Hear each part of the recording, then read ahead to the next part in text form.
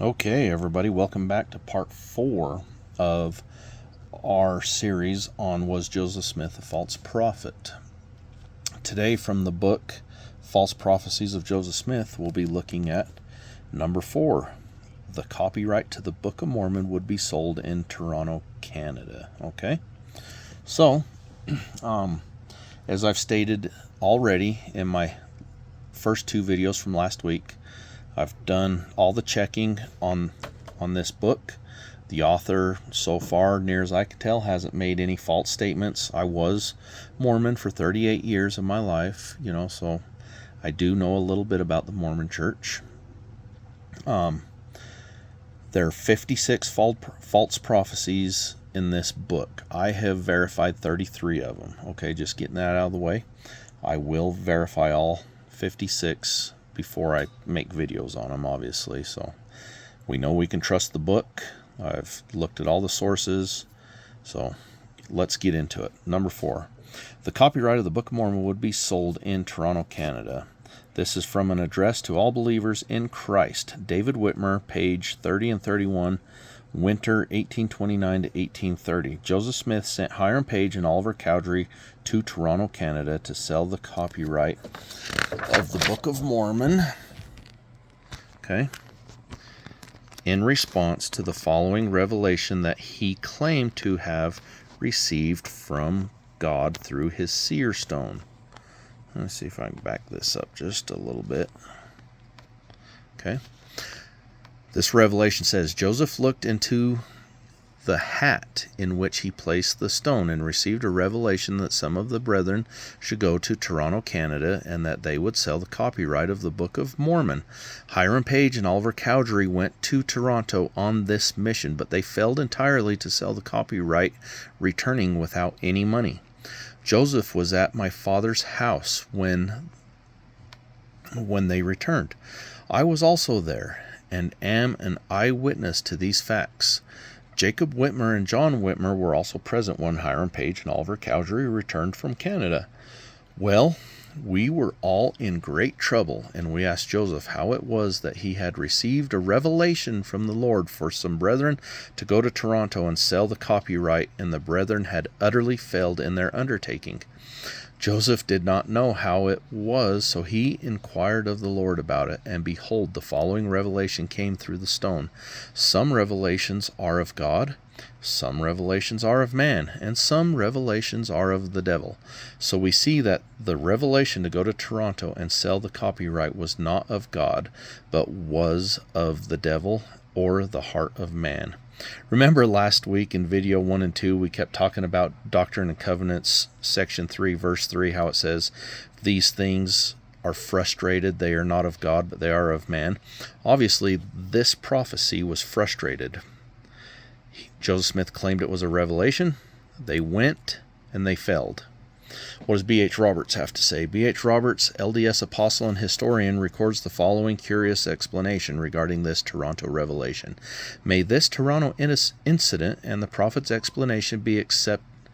He's asking a question, is what he's doing. May this Toronto incident and the prophet's explanation be accepted and faith still be maintained in him as an inspired man, a prophet of God?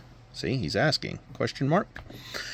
I assure unhesitantly in the affirmative. The revelation respecting the Toronto journey was not of God. Surely, else it would not have failed. But the prophet, overwrought in his deep anxiety for the progress of the work, saw reflected in the seer stone his own thought, or that suggested to him by his brother Hiram, rather than the thought of God. In this instance of the Toronto journey, Joseph was evidently not directed by inspiration of the Lord. It's interesting that Joseph Smith didn't even come up with that explanation. Look, where'd it go? It would not have failed, but the prophet, overwrought in his deep anxiety for the progress of the work, saw reflected in the seer stone his own thought, or that suggested to him by his brother Hiram, rather than the thought of God. Interesting. I have to throw in here just a thought that I'm having right now. He puts a rock that he found in a hat, claims it's a magic rock, has magic powers. I mean, I know these guys had to have read Deuteronomy 13, Deuteronomy 18 at some point in their walk, you know. But I don't know, maybe that's a topic for another video at another time, you know, because I know a lot of Christians think, well, that's the old covenant, that's the old law, it's nailed to the cross of Jesus, we don't need to worry about any of that stuff anymore. But I think if you do a little research on that, even Jesus would disagree with witchcraft and sorcery and ghost hunting, maybe, you know, like I used to do when I was a Mormon. I failed to see what God's word truly said. But anyways, let's get back into this. So the next thing in the book, it is also interesting to note that Joseph Smith went back to the same seer stone to get an explanation from God as to why the first prophecy through the seer stone did not come to pass. I mean, obviously this prophecy was wrong, so he goes back to the same rock and gets a new revelation, you know, and we all, you know, just accept it blindly. You know, we just go along with it. I mean, how could you trust the new prophecy when the first one failed? You know, oh, this is so convenient that Joseph Smith can put the rock back in his hat now and say, oh, well, obviously my own thoughts just reflected out of the rock, so it's okay. I'm still a prophet. We're still creating the true church on the earth, so, you know, y'all can still stay with me and trust me. You know, y'all come back now, you hear? I mean, come on now. How stupid can you get? You know? All right, what's the last quote here from the author for number 4? Let's see here. In view of these facts, how could anyone trust the prophetic ability or accuracy of Joseph Smith when he himself could not discern between the sources of his revelations? You see that right there? Even Joseph Smith could not discern between the sources of his revelations. But we all should just go along with it blindly, you know. I think it's already pretty safe to say in 3 videos that Joseph Smith is a false prophet, and we shouldn't trust that prophet or that dreamer of dreams. We should have no fear of him or anything he created. The church has no authority over us. It is our relationship with our Creator individually, you know.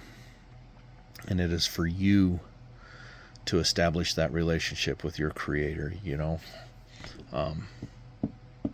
Yeah, God loves us. He wants us to do His will. He wants us to turn back to Him. We need to turn back to the God of the Bible.